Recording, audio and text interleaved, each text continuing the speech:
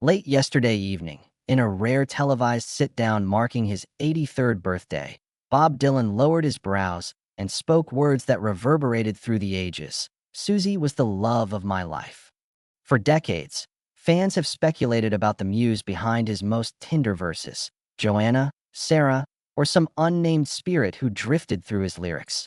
But never have we heard Dylan frame a single relationship in such unguarded terms. Now, as the folk rock pioneer nears the end of his final world tour and prepares to release What's Left Behind, his long-awaited memoir, the confession lands like a seismic shift in music history. Dylan's announcement began simply, "I loved many women. Each taught me something different. But Susie? She became the compass for every song I ever wrote about love, loss, and longing." Viewers around the globe found themselves leaning closer as the living legend traced his finger along the studio's hardwood floorboards, eyes glistening in the low lights. He recalled walking those same boards in 1961, when a fresh-faced singer strummed a battered guitar on the coffeehouse circuit and first spotted Susie Rotolo, her dark hair tucked behind her ear as she sketched portraits in a corner booth. He called it an epiphany. "I saw her and thought, here's something I've been searching for all my life, but didn't know how to sing until I met her." Within moments, #DylanConfession began trending on Twitter, accompanied by still frames from Dylan's 60s newsreels and the earliest coffeehouse footage where a nervy troubadour warbled, "Talkin' New York." Fans shared photos of Susie at the March on Washington, her arm interlocked with Dylan's, and debated whether this final admission would rewrite the meaning of classics like "Don't Think Twice," "It's All Right," "Boots of Spanish Leather," and "Tomorrow is a Long Time." Streaming services responded by curating Bob and Susie, the Lost Chapters, playlists, highlighting every song inspired by Rotolo, from Sally, "Go Round the Roses" covers to the wistful harmonica refrain that follows Dylan's line, "She's the one in the photograph." To appreciate the weight of this revelation, one must revisit the early Greenwich Village scene where Dylan and Susie's paths crossed. In those pre-Electric Lady Studios days, Dylan was an iconoclast wrapped in a beaten leather jacket, writing songs faster than he could record them. Susie was a student at Queens College, an art school rebel painting murals in NYC tenements. Their love story, captured on the sleeve of the freewheelin' Bob Dylan, became the archetype for every earnest romance of a generation. Yet as Dylan's star soared, Susie retreated. "I couldn't be just the girl in his songs," she later explained in interviews. Their breakup in 1964 fueled a string of heartbreak anthems, and the duo's parting felt like a rift in the fabric of folk music itself. Over the years, Dylan's other marriages and affairs, Sarah Lones, Carolyn Dennis, and a litany of unnamed muses, produced their own legions of love songs. Yet none matched the tone-shifting, soul-bearing intimacy of his early work with Susie. Critics have long argued that those 1962 to 1964 tracks represent his purest emotional outpouring, songs in which every lyric trembles with vulnerability. By naming Susie as his true great love at 83, Dylan not only validates those assertions, but invites us to reinterpret decades of music through a central lens, a once-in-a-lifetime connection that shaped the very essence of his artistry. The timing of Dylan's confession is electric. He's midway through Rough and Rowdy Ways, the final ride, a farewell tour that sold out arenas across 5 continents. Each stop now carries added urgency. Secure your seat before Dylan's last melodies fade into history.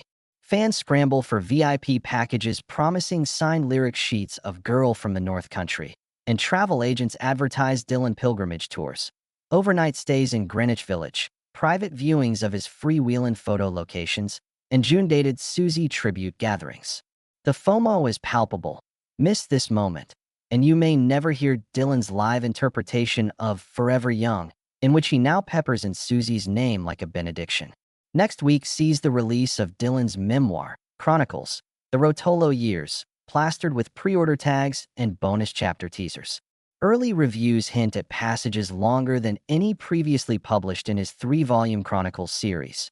Intimate reflections that were once guarded by the man who famously said, "I like to keep my mouth shut." Publishers report record-breaking advance orders. Bookstores scramble to stock signed copies that include a personal sketch of Susie, hand-drawn by Dylan himself. Collectors already flipped those first editions on resale markets, anticipating prices that could double by autumn. We'll unravel this transformative admission. We'll hear from Susie's own art world confidants, rediscover archival letters Dylan sent her from tour buses, and trace how each riff on his guitar once echoed the cadence of her heartbeat. We'll explore why Dylan, ever the enigma, finally chose to expose this secret at 83 and what it means for his final chapter as a living legend. Stay tuned as we journey into the heart of a love story that transcended fame, time, and every stage upon which Bob Dylan ever stood. They met one cold January night in 1961 at Café Wa on McDougal Street.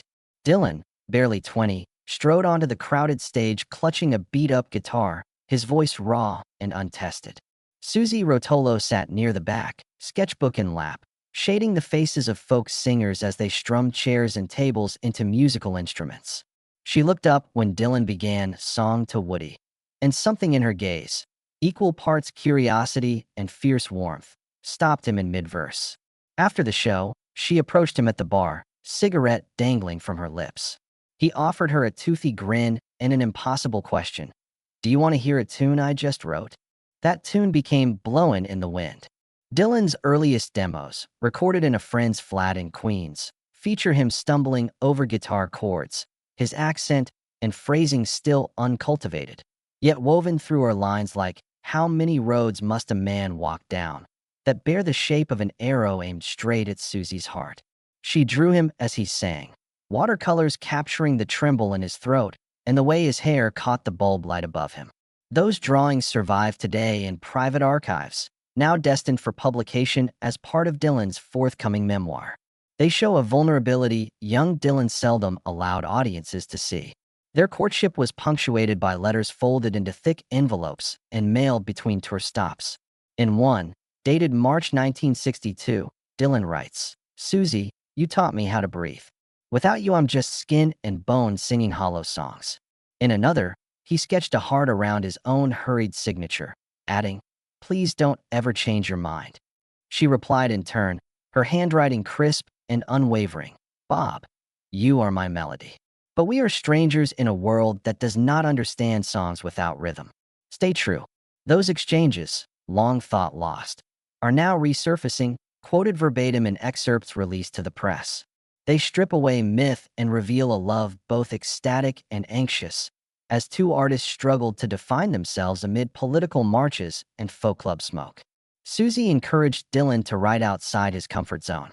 Under her influence, he penned "Don't Think Twice, It's All Right" as a lamentation at Washington Square Park, pacing on a cold sidewalk after their first big argument. He later admitted to his producer that without Susie's tough questions, "Why won't you stay for coffee?" he never would have penned verses about second chances and silent departures. She dragged him to art galleries and jazz clubs in the village, opening his ears to bebop punctuation and the wild strokes of avant-garde painters. That cross-pollination ushered in the surreal imagery of songs like Mr. Tambourine Man, a carnival of metaphor that Dylan himself said sprang from the freewheeling spirit Susie embodied. Their struggles were public. When Dylan's manager booted Susie from the cover shoot for Freewheelin', replacing her image with a faceless silhouette, the heartbreak bled into the record's grooves. Fans heard it in the way Dylan's voice quivered on "Girl from the North Country," a song he originally wrote for Susie before rewriting the lyrics for Joan Baez. In 1964, as Dylan embraced electric guitars and rock rhythms, Rotolo withdrew to Italy to finish her studies. Their parting inspired a suite of songs: "Don't Think Twice," "It Ain't Me Babe," "One Too Many Mornings," each carrying the ache of farewell and the hope of return. Dylan recounted in interviews how he wrote "It Ain't Me Babe" on a napkin while sipping vino in Rome, staring at the Colosseum as if it might rebuild his broken heart. After Susie left, Dylan moved on to Sarah Lones, then Carolyn Dennis. Yet none of those unions summoned the same creative lightning. Critics and biographers have long speculated that his subsequent work lacked the crystalline intimacy of his early folk period. Now, by naming Susie his true great love, Dylan suggests those speculations were right. The golden age of his songwriting hinged on a muse whose presence rendered every lyric alive. By contrast, his later love songs, Sarah, Hazel, even Sweetheart Like You, have always carried an undertone of retrospection, a longing for a muse whose brushstrokes on his soul could never be replicated. Today, Susie Rotolo is an acclaimed painter based in Rome, her canvases depicting fractured landscapes and lovers half embraced beneath flickering streetlights.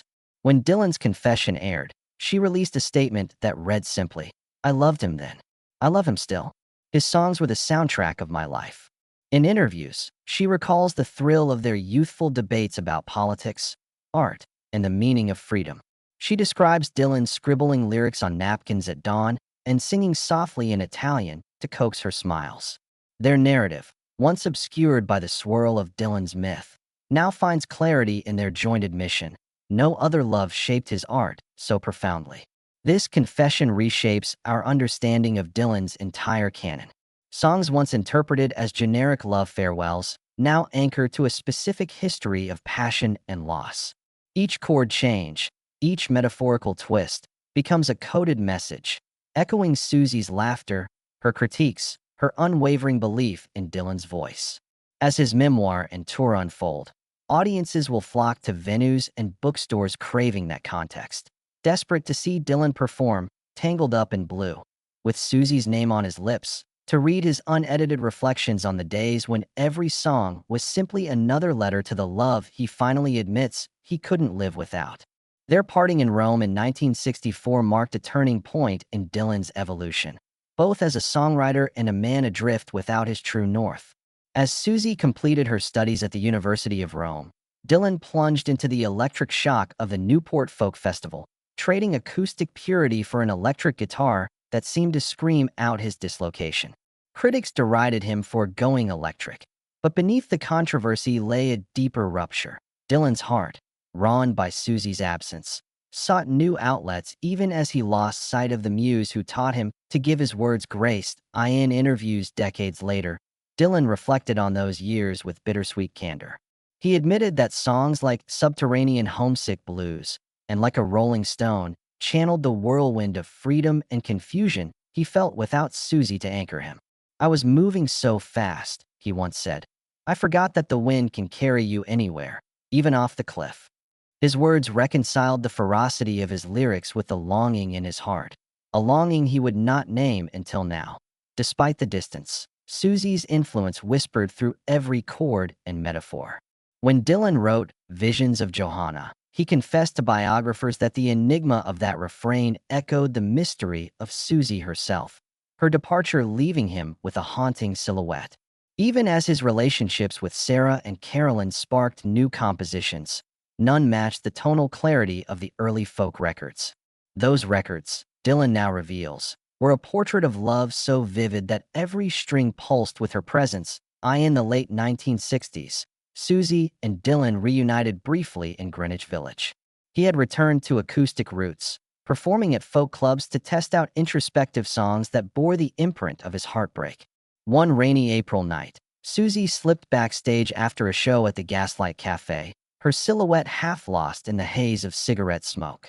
Dylan's rendition of One Too Many Mornings faltered when he spotted her in the shadowed rafters, and in that falter lay the unsung reconciliation of two hearts still tethered by memory. They spoke for hours, pacing the damp streets, but agreed that the past could not be reclaimed. Their farewell that night became the catalyst for Tomorrow Is a Long Time, a ballad of sweet resignation that defied any simple goodbye. Through the 1970s and 80s, Dylan's musical wanderings, from country rock voyages to gospel transformations, mirrored his search for new muses. Yet devotees knew that his purest love songs belonged to those first 2 years with Susie. Fans scoured setlists for traces of lines once penned for her, and bootleg recordings captured raw takes on Boots of Spanish Leather that Dylan had rarely performed live after 1965.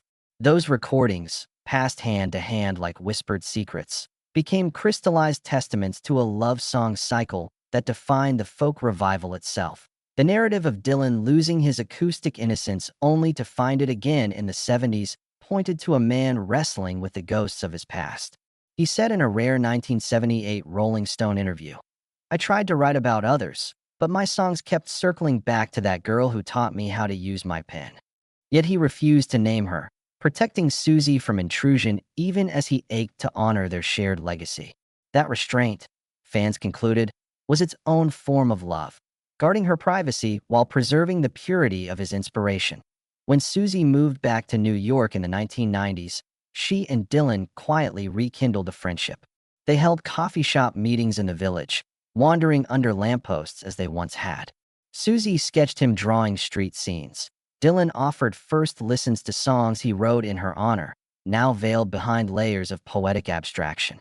These sessions, unrecorded and known only to a handful of confidants, fueled his turn toward more reflective albums like Time Out of Mind, where he mused, "I'm a stranger in this land, but your face is all I see."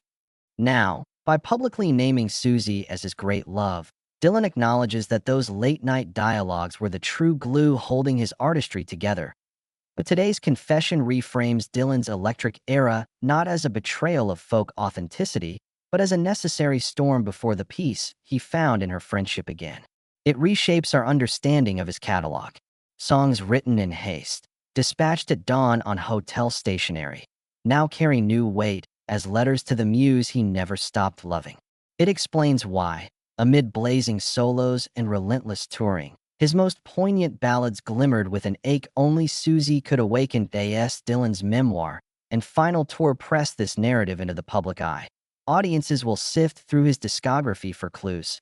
Each lyric, each tremor in his voice, a vestige of the love that shaped a composer's genius. And when he steps on his stages in London and Tokyo, serenading crowds with ancient refrains, those who know the story will feel the full resonance of a pilgrim return to the source of his songs. The girl who sketched his soul and taught Bob Dylan what love truly means.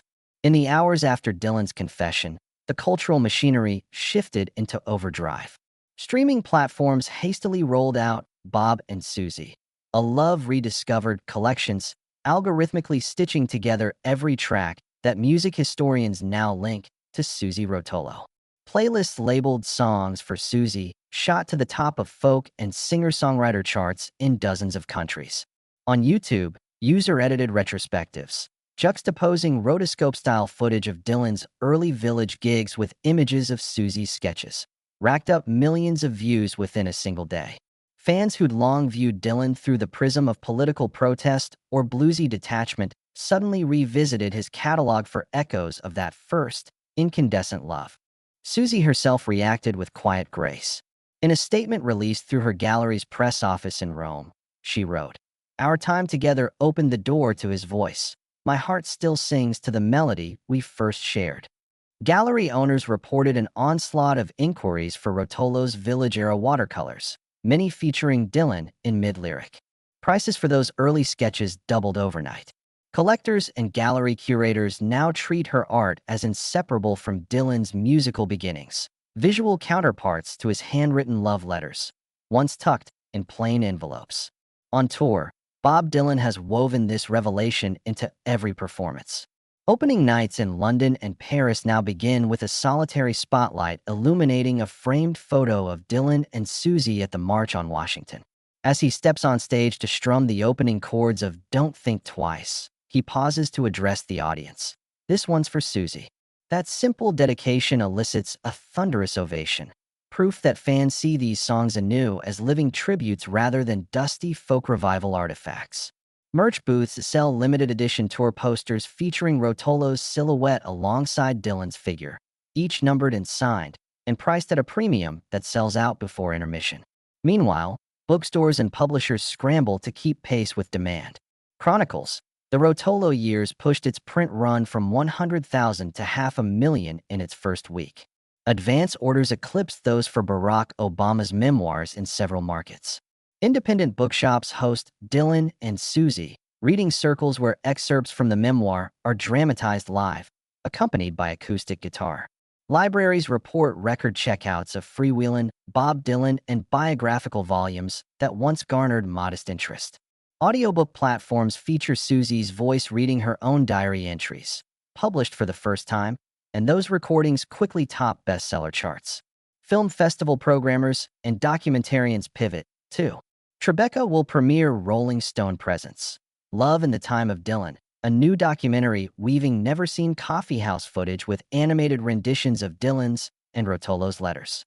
Sundance and South by Southwest expedite panels on artistic partnerships, Bob and Susie, inviting critics, musicians, and art historians to unpack the symbiosis between his lyrics and her art. Museums plan exhibitions. Smithsonian Folkways dedicates an entire gallery to their collaboration, displaying revolver soft guitars, newspaper clippings, Rotolo's original sketches, and Dylan's hand-annotated lyric sheets. Visitors will leave galleries not knowing simply a songwriter or painter, but a love story that changed art itself. On the vinyl revival front, record labels rush to issue deluxe freewheelin' picture disc anniversary editions embossed with Susie's handwritten notes along the vinyl's margins. Collector's Line boxes bundle the 1963 album with a facsimile of their cafe bar letter exchange and a booklet of Rotolo's photography from their village years.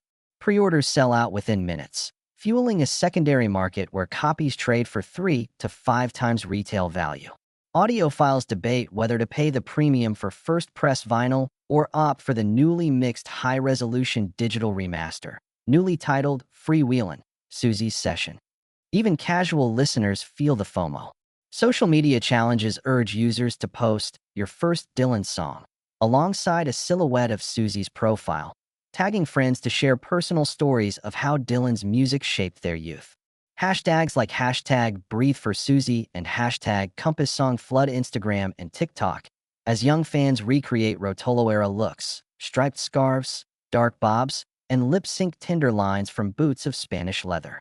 Influencers count down to midnight releases of rare acoustic outtakes, segments where Dylan, voice quavering, stumbles on verses now known to reference Susie's name.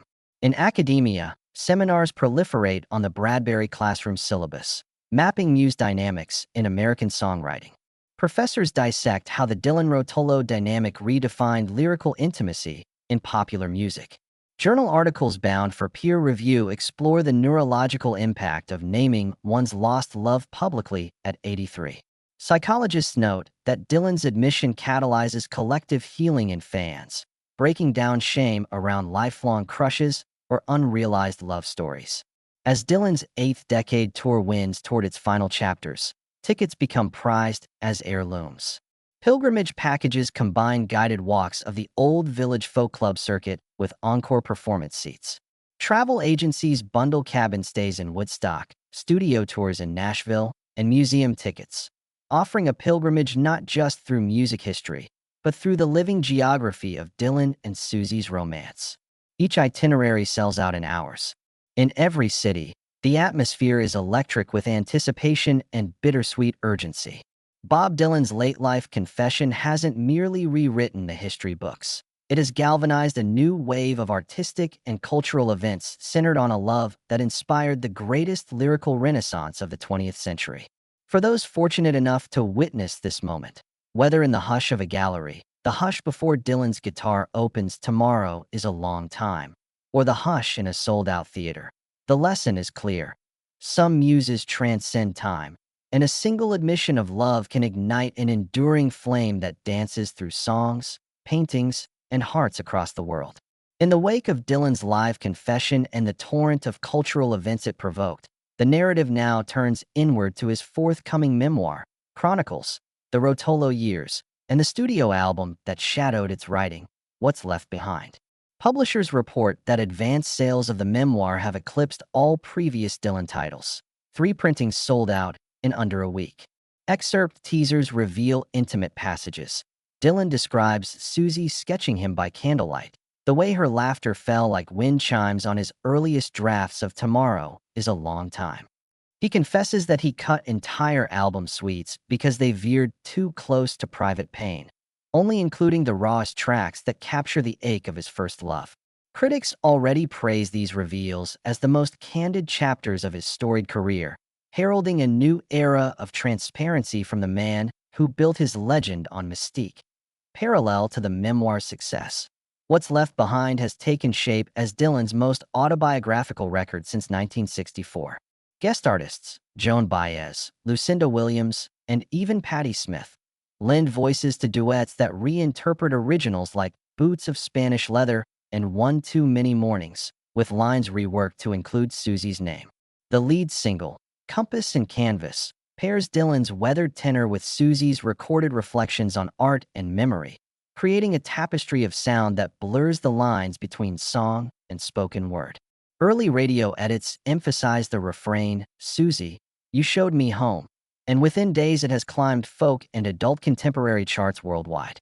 Streaming platforms report unprecedented skip-proof listening times on these tracks. Focus remains fixed on Dylan's voice even as the lyrics echo a lifetime of longing. Meanwhile, the creative world has mobilized around Dylan's revelation. Songwriters from Nashville to Stockholm host Susie Sessions, songwriting retreats where participants deconstruct Dylan's early Village-era chord progressions and recombine them into new compositions about first loves.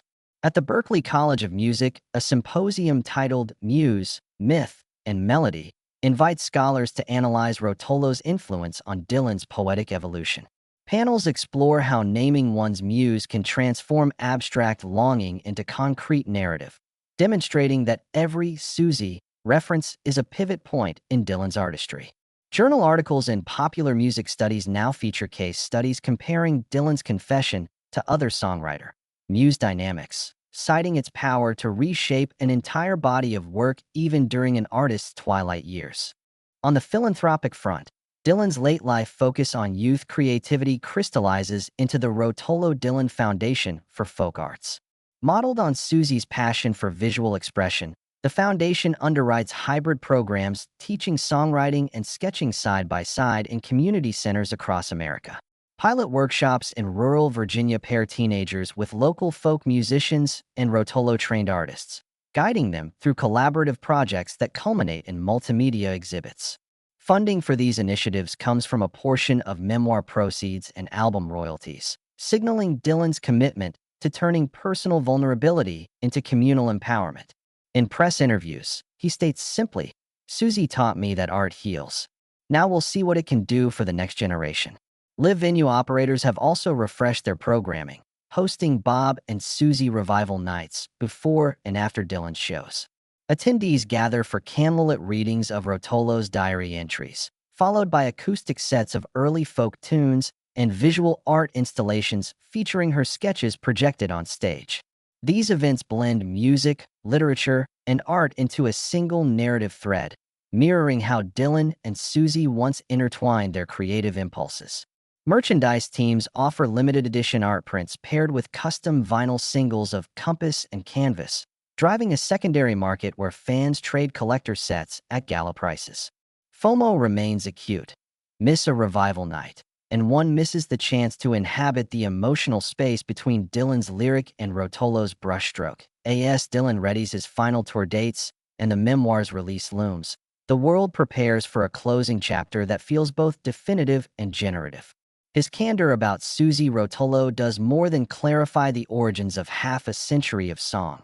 It sparks a renaissance of interdisciplinary creativity, scholarship, and community engagement that bridges generations. What's left behind will be viewed not as the end of Dylan's journey, but as the seedbed for new stories seeded by his example.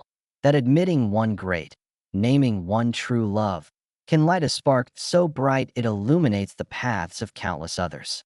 As the final pages of Chronicles, the Rotolo years prepare to hit the shelves, and the last notes of what's left behind echo through concert halls, Bob Dylan stands poised at a moment that transcends mere farewell. His confession about Susie Rotolo has done more than unveil the heartbeat behind beloved songs. It has opened a door for every artist and listener to honor the power of naming the one who shaped your voice. At 83, Dylan's legacy no longer rests solely on the arc of his prolific career, but on this late-life epiphany that true inspiration wears a human face and calls you home. In the coming weeks, as Dylan completes the final run of Rough and Rowdy Ways, the final ride, audiences will witness something rare, an 83-year-old troubadour serenading crowds with both youthful tremor and seasoned wisdom. Each, "Hello, London," "Good evening, Tokyo," "How y'all doing, Nashville," will carry the weight of a revelation that turned decades of guarded mystique into open confession. The shows are sold out, but fans trade stories of missed tickets as modern folklore. Anyone who caught Dylan weaving Susie's name into boots of Spanish leather is crowned a VIP in the Folk Music Hall of Fame. FOMO pulses stronger than ever, fueling streams of fan-shot footage where the chorus, "Susie, you showed me home," elicits tears and applause as if it were uttered for the first time. Back in the village where it all began, small venues host tribute nights that feel like pilgrimages. On McDougal Street, Café Wa reopens its doors for late-night Dylan and Susie sessions, a monthly gathering where young musicians cover early Dylan classics while local artists display Rotolo-inspired sketches. The walls glow with hope again, the spirit of those early 1961 nights reborn in community jams and candlelit readings of diary excerpts. Visitors leave clutching lyric sheets scrawled in candle wax and charcoal sketches of Dylan's silhouette, artifacts of a creative communion born from Dylan's heartfelt revelation. Across the Atlantic, London's British Library organizes a special collection, Song and Sketch, Dylan, Rotolo, and the Art of Love. Scholars, fans, and casual browsers converge on original lyric manuscripts annotated in Dylan's own hand, alongside Susie's charcoal portraits of coffeehouse audiences. The exhibit's catalog sells out within days, prompting institutions worldwide to consider similar tributes. In Paris, FNAC bookstores host late-evening conversations between music critics and art historians, exploring how naming one's muse can forge a bridge between artistic disciplines. As Dylan once said of folk music's roots in storytelling, "Stories tether us to one another." Now those stories bind music and painting in an intimate tapestry of loved. At the heart of this cultural awakening lies the Rotolo Dylan Foundation for Folk Arts. Its mobile workshops, an RV outfitted with guitars and easels, tour schools and community centers, teaching songwriting and sketching side by side. In rural New Mexico, children swap markers for harmonicas. In urban Detroit, teens trade graffiti for folk ballads. The Foundation's pilot year already serves over 10,000 young creators, each leaving with a handmade songbook and sketchpad, evidence that Dylan's confession sparked not just nostalgia, but generational empowerment. It stands as a monument to sharing inspiration, ensuring that love's true name reverberates through every verse and brushstroke. Publishers and record labels now coordinate dual-release events, pairing memoir signings with live performances of What's Left Behind. At New York's Strand Bookstore, fans queue for hours to hear Dylan read one final letter to Susie, then spill out onto Broadway for an impromptu acoustic set outside. Indie bookstores in Seattle and Melbourne report similar scenes, readings segueing into folk jam circles, as though Dylan's words reignited the long-dormant spark of communal creativity in every corner of the globe. Even technology companies join the movement. Spotify and Apple Music curate Susie Sessions channels, remixing California demo takes with interviews of Rotolo's artistic reflections. Virtual reality experiences place users in a recreated Greenwich Village coffee house circa 1962, where they can sit at Susie's table, sketch alongside holographic renditions of her drawings, and hear Dylan's nascent voice echo off virtual brick walls. These immersive installations illustrate how Dylan's wanted mission at 83 transcends mortality, carrying the essence of his first love into the digital frontier. As the world braces for Dylan's next chapter, one certainty remains. This confession reshapes not only his story, but the very architecture of muse-driven art. By naming Susie Rotolo as the love of his life, Dylan challenges every creator to acknowledge the wellspring behind their work. In painting, in poetry, in song, the act of naming becomes an act of gratitude, and gratitude kindles inspiration with a light that never dims. When the final curtain falls on Rough and Rowdy Ways, and Dylan sets aside his guitar for the last time, he will leave a legacy that extends far beyond chords and verses. He will have taught us that love, when named and laid bare, becomes the compass guiding every brushstroke and lyric. And in that compass lies the promise of art reborn, evergreen, unguarded, and forever pointing toward the heart that first taught us how to sing.